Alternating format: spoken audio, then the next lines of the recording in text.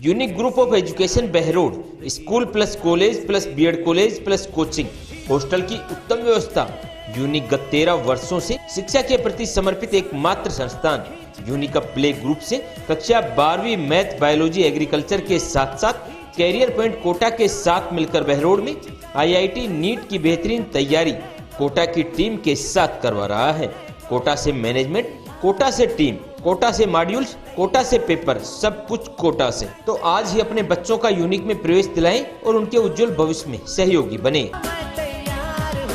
लक्ष्य बहरोड क्षेत्र में शिक्षा की नई अलग जगाने का। GPS school Bhagwadi, SC, ST, NT, SC एवं ओलंपियाड्स तथा कक्षा 11th के साथ फाउंडेशन, क्योंकि अब आपको मिलेगी कोटा की स्पेशल फैकल्टी। जीपीएस स्कूल में RIMC सैनिक school, military school, rice sports एवं नवोदय विद्यालय की विशेष तैयारी, एक्सीलेंट हॉस्टल फैसिलिटी।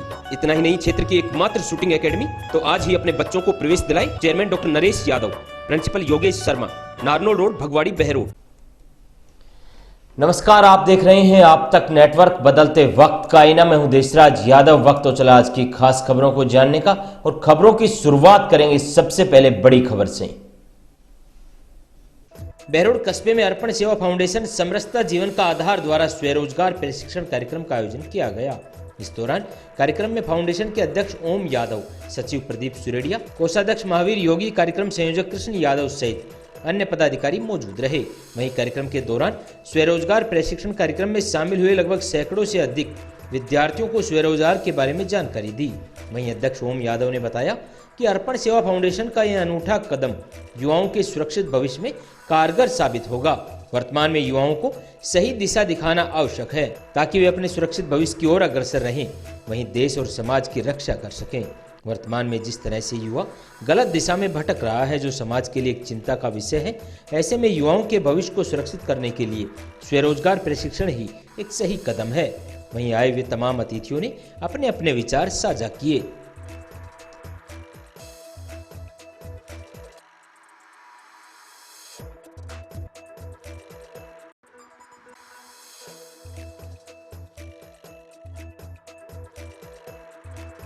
बेरोजगार का जो एक प्लेटफॉर्म दिया गया है, क्या कुछ उद्देश्य है, किस तरह का कार्यक्रम दिया गया है? अर्पण सेवा फाउंडेशन, सबसे पहले तो मैं इनका परिचय दे दूं कि मेन जो उद्देश्य हमारा है, समाज के अंदर जो भी कुरीतियाँ फैल रही हैं उनको हटाना, लोगों के लिए रोजगार उपलब्ध करवाना और समाज में जैसे वृक्षारोपण के लिए कार्यक्रम करना, इस प्रकार के जो भी कार्यक्रम होते हैं वो हम करते हैं।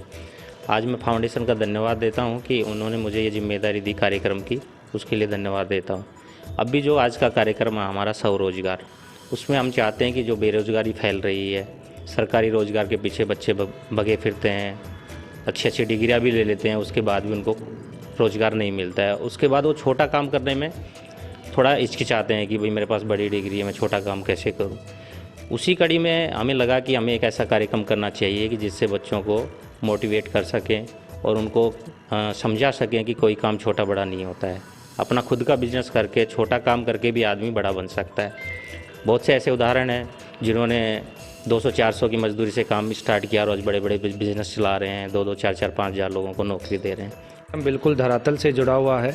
हमारे बहरोड क्षेत्र के जो युवा बेरोजगारी के चपेट में हैं, उनको हम अपने 4 कार्यक्रमों के माध्यम से हम 4 प्रकार के कार्यक्रम दे रहे हैं। सबसे पहले हम कंप्यूटर ट्रेनिंग और उनको ऑफिस के मैनेजमेंट का, पर्सनालिटी डेवलपमेंट का कोर्स है। दूसरा हमारा कोर्स है मोटर बाइंडिंग, कृषि उपकरणों के रिपेयरिंग का कोर्स है। तीसरा हम उनको मोटरसाइकिल रिपेयर का कार्य सिखा रहे हैं। और चौथा हमारा जो कार्य है, उनको इंडस्ट्रीज के अंदर मशीन ऑपरेटर ट्रेनिंग और हेल्पर ट्रेनिंग के नाते भी ट्रेनिंग उनको दी जाएगी और उनको स्वरोजगार के अवसर प्रदान किए जाएंगे, जिससे कि वो कार्यस्थल पर जाकर प्रैक्टिकल कार्य करके वो काम को सीख सके और काम को सीखकर खुद का काम कर सके। ये पहला प्रयास, एक अभिनव प्रयास अभी तक का हमारा बहरोड की सामाजिक संस्थाओं काफ़ी अच्छा कार्य कर रही हैं सभी, पर अर्पण सेवा फाउंडेशन ने ये स्वरोजगार का अभिनव पहल आज स्वरोजगार प्रशिक्षण कार्यक्रम करके किए। जी, काफ़ी बार कार्यक्रम होते हैं इस तरह के, लेकिन धरातल पर किस तरह से आधार मानते हैं, ये कार्यक्रम कितना सफल हो पाएगा? देखिए, इस कार्यक्रम में हमने निश्चित रूप से बहुत कम प्रशिक्षणार्थियों को चुना इसके 2 चरणों में हमने किया। हमारे पास बहुत से कॉल आए, बहुत से लोग मिले, पर जब हमने उनको व्यक्तिगत रूप से ये कहा कि ये कोई सामान्य उस तरह का कार्यक्रम की औपचारिकताओं का कार्यक्रम नहीं है। हम भीड़ को बुलाकर हजारों बेरोजगारों को भेड़ा करके बेरोजगार मेला भी लगा सकते थे, उनको बुला भी सकते थे, पर वो कार्यक्रम का सही अर्थ नहीं आता। यहाँ जितने भी हमारे प्रशिक्षणार्थी हैं उनको वास्तव में काम की ज़रूरत है, और वो उस परिवेश से हैं जिनको काम सीखना है और उनकी खुद की रुचि है। वो खुद उन्होंने आके कहा कि हमें काम सिखाइए, हम काम करेंगे, सीखेंगे और हमें रोज़गार दीजिएगा। तो ये पूर्णतः प्रैक्टिकल का है, और मैं निश्चित रूप से आप सबके सहयोग से मैं बहरोड के और युवाओं से यही अपील करूंगा कि आप अर्पण सेवा फाउंडेशन के स्वरोजगार अभियान से जुड़िएगा और आप स्वरोजगार कीजिएगा, क्योंकि फाउंडेशन आपको स्वरोजगार के साथ साथ में केंद्र और राज्य की जो योजनाएं चल रही हैं, भारत सरकार की जो योजनाएं हैं और राजस्थान सरकार की जो योजनाएं हैं, उनका भी लाभ दिलाने का कार्य अर्पण सेवा फाउंडेशन आपको करेगी इस कार्यक्रम के माध्यम से। अब आपके शहर बहरोड में खुल गया है diamond unisex beauty and nail bar salon, senior secondary school के सामने बहरोड। तब लेकर आया है लेडीज के साथ जेंट्स के लिए भी full beauty and hair solution. यहाँ पर गर्ल्स एंड लेडीज के लिए makeup, party makeup, pedicure, manicure, body massage, facial, threading, waxing, hair colour, latest hair cut, hair spa reasonable charges पर किए जाते हैं, तो खुद को दीजिए खास लुक। साथ ही इंश्योरेंस पॉइंट, जहां हर प्रकार की गाड़ियों का इंश्योरेंस एवं हेल्थ पॉलिसी, LIC की बेहतरीन पॉलिसी के लिए आज ही संपर्क करें।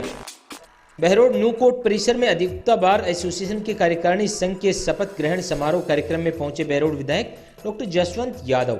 इस दौरान अधिवक्ताओं ने न्यायालय के गेट से ही डॉक्टर जसवंत यादव का फूलमाला एवं गाजे बाजे के साथ भव्य स्वागत करते हुए कार्यक्रम स्थल तक लेकर गए। वहीं कार्यक्रम का मंच संचालन एडवोकेट प्रशांत यादव ने किया। इस दौरान तमाम अधिवक्ताओं ने डॉक्टर जसवंत यादव का फूलमाला एवं साफा पहनाकर अभिनंदन किया। वहीं कोर्ट परिसर में विकास कार्यों की मांग करते हुए एडवोकेट प्रशांत यादव ने अधिवक्ताओं की समस्याएं विधायक के समक्ष रखी, जिस पर विधायक डॉक्टर जसवंत यादव ने शीघ्र ही मांगों को पूरा करने की बात कही। वहीं डॉक्टर जसवंत यादव ने कहा कि पूर्व विधायक बलजीत यादव मुझे चाहे कितनी ही गालियां दे, लेकिन मेरी मंशा विकास करने की है। मैं उनकी गालियों को फूल समझकर स्वीकार करूंगा। वहीं कार्यक्रम के दौरान प्रधान बस्तीराम यादव का भी अधिवक्ताओं ने स्वागत कर अभिनंदन किया। बस्तीराम यादव ने भी विधायक डॉक्टर जसवंत यादव को जल्द ही कोर्ट परिसर में व्याप्त समस्याओं के निराकरण की बात कही, जिस पर विधायक जसवंत यादव ने सहमति व्यक्त की। इस दौरान कार्यक्रम में भाजपा जिला उपाध्यक्ष Kamal Yadav, advocate Dataram Yadav, advocate Hukamchand Sharma, advocate Narpal Singh, advocate Vinod Yadav, Rajendra Yadav पार्षद, जितेंद्र एडवोकेट, राजाराम एडवोकेट, हितेंद्र यादव सहित अन्य लोग उपस्थित रहे।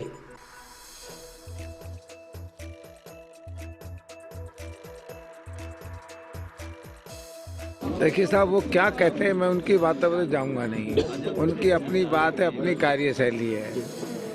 किसानों को न्याय मिल गया, जो गलत हुआ है आप हमें, जो दोषी है उसके खिलाफ कार्रवाई करवाएंगे, उसकी जांच कराएंगे। एक सब प्रक्रिया के अंदर होता है। ऐसे ही खाली ऐसे कहने से उठने से कोई आदमी दोषी है नहीं तो उसको ज़बरदस्ती मैं सस्पेंड करा दूँ। मुझे तो ये सारे के सारे अधिकारी बलजीत के टाइम के लगे हुए हैं, पर मुझे तो सारे अधिकारियों को खोटी नजर आ रहा है। सारे काम कर रहे हैं, देख रहा हूँ, सब मेहनत कर रहे हैं, मेहनती हैं, सारे ठीक काम कर रहे हैं। जो काम ठीक नहीं करेगा निश्चित रूप से माननीय मुख्यमंत्री से बात करके उनको हटवा देंगे। क्या कहते हैं क्या नहीं कहते, किसी दूसरे की ज़मीन अगर वो मुझको दिलवा दे तो मैं उनका शुक्रिया अदा करता हूँ। वो तो मुझे पता लगा अपने क्या नाम है गुजर का, राम सिंह गुजर की ज़मीन है। उन्होंने तो अपना ऑफिशियली बाकायदा नंबर 1 में खरीदी है, कन्वर्टेड है। उनकी ज़मीन अगर मुझे वो दे रहे हैं तो बड़ी खुशी की बात हो जाए। तो मेरी कोई ज़मीन नहीं है, करूँगा। आज 3 मांगे इन्होंने कही है, भगवान ने चाहा तो तीनों मांगे इनकी पूरी करा के रहूँगा। इसके लिए मैं प्रयास करूँगा और मन से प्रयास करूँगा और इसमें कामयाबी होगी। डॉक्टर साहब, मंत्रिमंडल का गठन हो गया है। यादव समाज को भी बड़ी उम्मीद थी, सरकार ने कास्टिज्म को भी साधा है, लेकिन यादव समाज के हाथ थोड़ी निराशा लगी। ऐसी चर्चाएं चल रही है, लोकसभा चुनावों में कुछ बदला लेने की बातें भी चल रही है यादव समाज। क्या कुछ कहना चाहिए?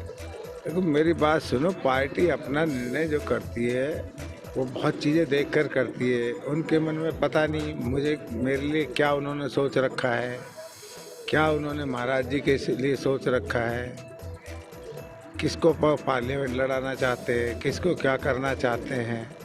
और मंत्रिमंडल के अंदर लेने का अधिकार होता है माननीय मुख्यमंत्री जी का। पर ये ठीक बात कह रहे हो, हर कौम को उसका रिप्रेजेंटेशन मिलता है तो मिलेगा। अभी तो कोई ऐसी बात तो हुई नहीं है, तो चलता रहेगा। अभी पता नहीं कितने बार मंत्रिमंडल बनेगा, कितने बार उसका रिसफलिंग होगा, तो इसलिए चिंता कोई विषय नहीं है। तो उम्मीद लगाए समाज को मिलना चाहिए, समाज का हक है, देना चाहिए। इसके अंदर क्या, सब समाजों को मिला है तो यादव समाज को भी उसका अपना हक मिलना चाहिए। निश्चित रूप से पार्टी देगी। क्षेत्र में आप लोगों को अगर ये खुल के बात आप अपने इन पे चलाश को, टाइम तो लगेगा आपका चलाश को। तो अभी मुझको 1 महीना भी हुआ नहीं है विधायक बने हुए। 4 दिन पहले हमारा मंत्रिमंडल गठन हुआ, अभी मंत्रिमंडल को पोर्टफोलियो भी नहीं हुआ है। तो एक प्रोसीजर है, जब सबको पोर्टफोलियो मिल जाएंगे तो उन मंत्रियों से जाके बात करेंगे। जितनी हमारे पास पुलिस नफरी है वो जितना काम कर सकती है मुस्तैदी से काम कर रही है। पहली बात है, कोई विधायक, जितने विधायक हैं वो जाके अधिकारियों के खिलाफ रो रहे हैं, बातें कर रहे हैं। डॉक्टर हसन ने, मैंने एक एक अधिकारी को देखा है, हर अधिकारी को, सारे बलजीत के लाए हुए हैं ना, फिर भी मैं उनको देख रहा हूँ काम कर रहे हैं। काम करने का उनका तरीका है, अच्छा काम कर रहे हैं। जो अच्छा काम नहीं करेंगे, अधिकारी तो सरकार का होता है, किसी व्यक्ति का तो होता नहीं है। मैं एक बात आप लोगों से बहुत कुछ कह सकता, मुझे बने कितने दिन हुए हैं, अभी तो मुझे विधायक बने भी नहीं, सरकार भी नहीं बनी अभी तो पूर्ण रूप से हमारी। अभी तो मंत्रिमंडल का वो भी नहीं हुआ है। आज ही मैंने मंथली भी सेट कर ली, आज ही मैंने अधिकारी भी सेट कर लिए, आज ही मैंने सारे उल्टे सुल्टे कर्म भी कर दी। देखो, विधायक बलजीत यादव यूँ ही किलसता रहेगा, आगे यही नहीं पता कि ये क्षेत्र का डिलिमिटेशन होना है, बहरौल क्षेत्र किस दिशा में जाएगा, फिर आगे महिलाओं का आरक्षण आएगा। तो अब उनका काम है किलसना, देखो उनका काम है गाली देना। वो आराम से मुझे गाली देते रहे, मुझे कोई ऐतराज नहीं। मेरा काम है काम करना, मैं काम करता रहूँगा। वो गाली देंगे, मैं उनका फूल समझ करके उस गाली को स्वीकार करता रहूँगा, पर अपने मार्ग से विचलित नहीं हूँगा। मेरा दायित्व केवल विकास का, विकास हो, विकास सभी अधिकारियों को साथ लेके चलने से ही होगा। Siyaram dental hospital opposite senior secondary school Behror, जहां हर प्रकार के दांतों का इलाज सफलतापूर्वक किया जाता है।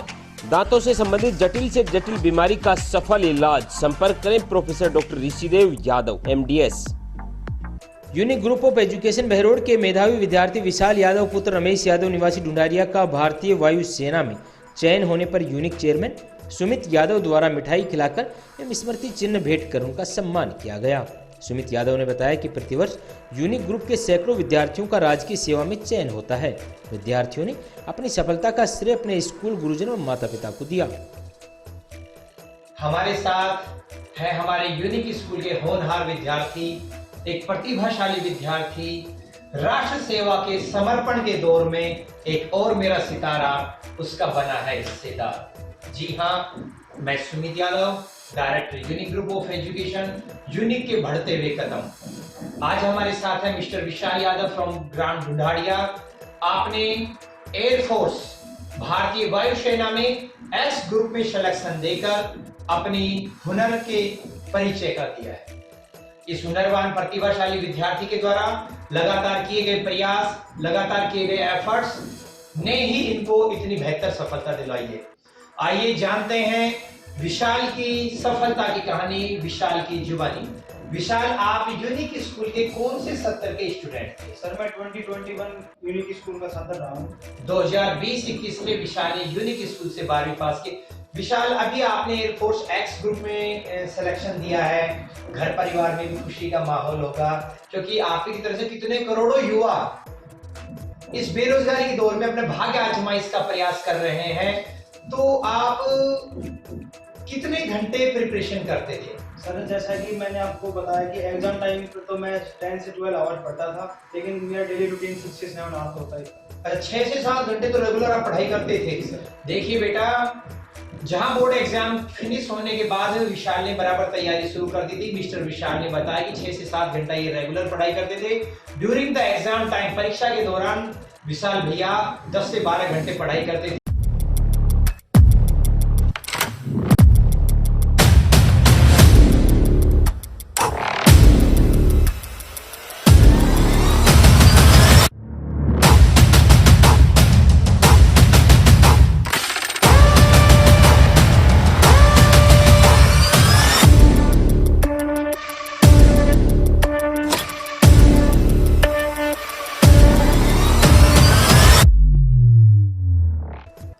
विधानसभा क्षेत्र के ग्राम शेरपुर में अयोध्या राम मंदिर से अक्षत पत्र लेकर आए हुए राम भक्तों का स्वागत किया।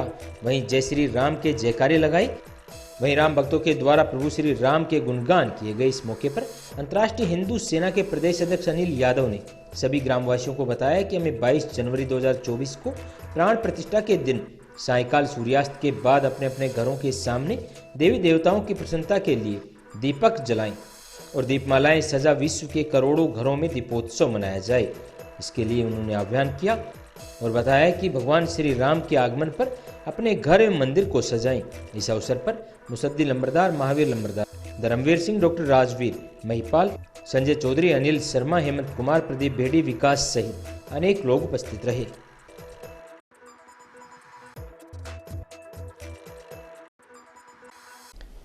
आज के बुलेटिन में इतना ही। क्षेत्र की तमाम ताज़ा तरीन खबरों को देखने के लिए आप जुड़े रहिए आप तक नेटवर्क के साथ।